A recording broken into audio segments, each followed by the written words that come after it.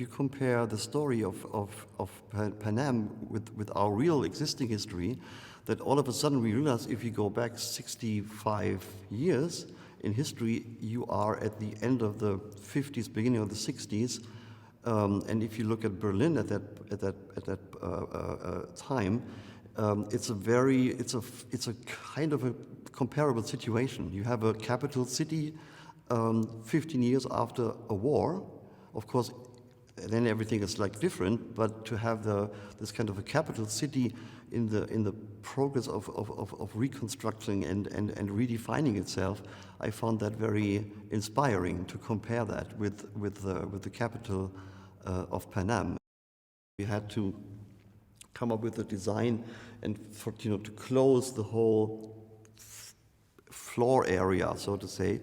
and also turn that into something harsh and brutal and in this case really intimidating, what you need for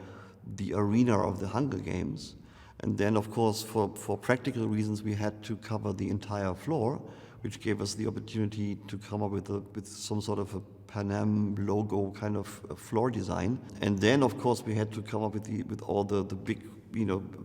debris and rubble pieces for everything afterwards, the bombing,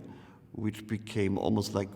bigger pieces than everything we've built in as for the set, so it became like a huge construction thing.